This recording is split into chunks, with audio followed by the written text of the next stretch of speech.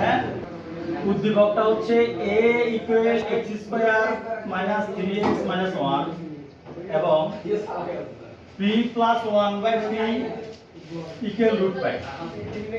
আচ্ছা, এই উদ্দীপকের আলোকে আমরা তিনটা প্রশ্ন সমাধান করব নাকি? জি। ক নাম্বার প্রশ্ন হচ্ছে x square 4x square plus 12x plus 9। তা আমরা এটা কি করতে পারি? আমরা বর্গের সূত্র আকারে এটা ভাঙাইতে পারি। কি করতে পারি? বর্গের সূত্র কি a square plus 2b plus b square হিসেবে আমরা ভাঙাইতে পারি। 4x স্কয়ার কে আমরা একসাথে 2x হোল স্কয়ার লিখতে পারি, পারি কি না? জি।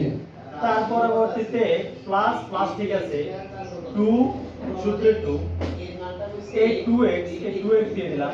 দুই দুগুণে কত? 4। এখানে আছে কত? 12। এই 4 এর সাথে কত গুণ করলে 12 হবে? 3। তাহলে দুই দুগুণে 4 3 4 12 আর x, ঠিক আছে কিনা? 12x।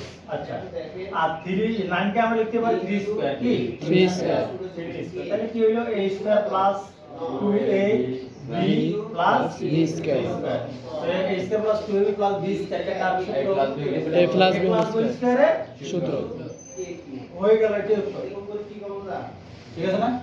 তো খুব বেশি তো কঠিন নয় নাকি?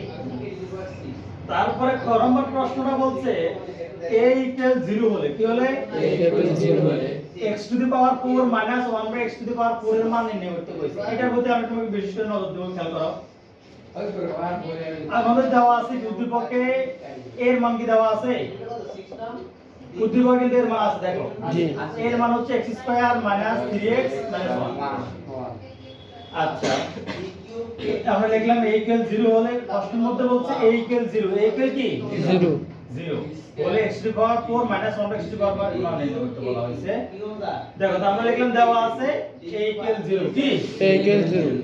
a এর মান কত? x square minus 3x minus 1 না? জি। এটা লিখলাম। লেখার পরে আমরা এই x স্কয়ার মাইনাস 1 এটা রেখে দিলাম, মাঝখানে যে মাইনাস 3 আছে এটাকে আমরা পক্ষান্তর করে দিছি। তাহলে এখানে আছে মাইনাস 3x নাকি? এবার আসলে কি হয়ে যাব? Plus 3x। পক্ষান্তর হলে তো চিহ্নের ইয়ে করতে নাকি পরিবর্তন করতে। আচ্ছা, এবার আবার দেখি 3 এবং x এই দুটোর মাঝের সম্পর্কটা কি? গুণ সম্পর্ক। যদি গুণ হয় তাহলে এই দুটো থেকে যদি আমি x কে এই পাশে নিয়ে আসি কি হয়ে যাবে? ভাগ হয়ে যাবে না? ভাগ হবে। তাহলে আমি x square minus 1 by x করে দিলাম। তারপর দেখো x দিয়ে যদি x স্কয়ার মাইনাস 1 কে ভাগ দেই, x স্কয়ার থেকে যদি x স্কয়ার যদি x দিয়ে ভাগ দিই তাহলে x থাকে। কত থাকে? x থাকে। আর এই মাঝের মাইনাস যেটা আছে মাইনাস দিলাম। আর এখানে আছে কি? এখানে আছে 1। আর 1 কেও যদি আমি x দিয়ে ভাগ দিই তাহলে 1 বাই x হয়। কি হয়? 1 বাই x ইকুয়াল 3 হয়। কি হয়? ইকুয়াল 3। এই অংশটা আমি তোমাকে একটু পরে কইতেছি। এটা করলে তুমি বুঝতে পারবা যে তোমার আরো একটা মানের প্রয়োজন আছে। কি প্রয়োজন আছে? হ্যাঁ, মনে করো তুমি বুঝো না এটা, যে তোমার এটা কিন্তু তুমি তোমার দ্বারা সরাসরি প্রশ্ন থেকে উদ্দীপক থেকে সমাধান করে নিয়ে আসছো নাকি? কিন্তু তোমাকে যে সমস্যাটা সমাধান করতে দিছে যে x to the power 4 minus 1 by x to the power 4, এটা যখন সমাধান করতে যাবে তখন তুমি দেখবা যে x প্লাস 1 বাই x এর একটা কি দরকার আছে? মানের প্রয়োজন আছে। আচ্ছা, আমরা দেখি কিভাবে করি। x to the power 4 plus 1 by x to the power 4 power 4 তো কোনো সূত্র বা অনুসারে তো নাই নাকি? তাহলে আমরা এটা ভাঙাই ফেলবো। স্কয়ার হোল স্কয়ার দিলাম, স্কয়ার হোল স্কয়ার করে দিলাম নাকি? তো আমার এই ব্র্যাকেটটা যদি a হয় আর এটা যদি b হয় তাহলে a square minus b square. a square minus b square সূত্র কি? a plus b into a minus b। ঠিক আছে না? এটা হচ্ছে a, এটা হচ্ছে b, তাহলে a plus b into a minus b। তারপরে তুমি দেখো এই x square plus 1 by x square মানে a স্কয়ার প্লাস b স্কয়ারের অনুসিদ্ধান্ত আবার করো। ঠিক আছে না? তো a স্কয়ার প্লাস b স্কয়ারের অনুসিদ্ধান্ত হচ্ছে a minus b whole square plus 2ab। এই x এটা আর x এটা কি কাটা চলে গেল। আর এখানে একটু দেখো এই x square minus 1 by x square, এই এটা যদি a হয় এটা যদি b হয় তাহলে কি a square minus b square সূত্র পড়ে কি? a square minus b square সূত্র কি? a plus b into a minus b।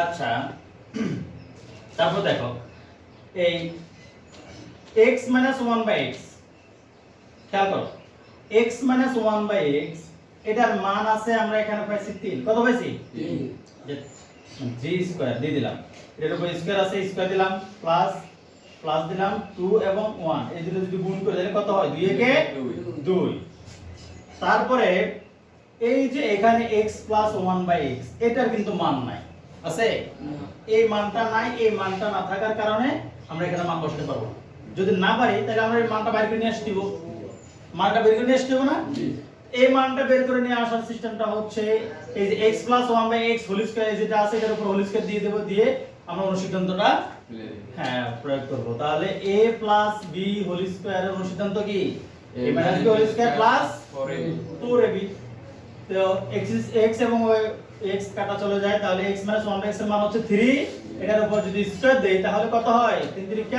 9 হয় প্লাস প্লাস ঠিক আছে আর 4 এবং 1 যদি গুণ করি তাহলে কত হয় 4 একে 4 এবার দেখো 9 আর 4 যোগ করলে কত 13 আমাদের মান দরকার কিসের x 1/x কিন্তু আমরা পাইছি কার মান মানে x 1/x হোল স্কয়ারের মান নাকি তাহলে স্কয়ারটাকে যদি আমরা এই সাইডে নিয়ে আসি তাহলে সে কি হয়ে যাবে রুট হয়ে যাবে নাকি আমরা এই পাশে রুট করে দিলাম x 1/x এর মান পাইছি √13 নাকি তারপরে এবার আমরা মানগুলো বসাই দেই এই x 1/x এর মান হচ্ছে এই 3 কত 3 এর উপর স্কয়ার আছে স্কয়ার দিলাম প্লাস 2 আর 1 যদি গুণ করি 2 একে 2 2 বসালাম এটার সাথে এইগুলো সবগুলো তো গুণ সম্পর্ক কি সম্পর্ক গুণ সম্পর্ক এইজন্য ব্র্যাকেট ব্যবহার করলাম x 1/x এটার মান আমরা পাইছি √13 কত পাইছি √13 পাইছি এই √13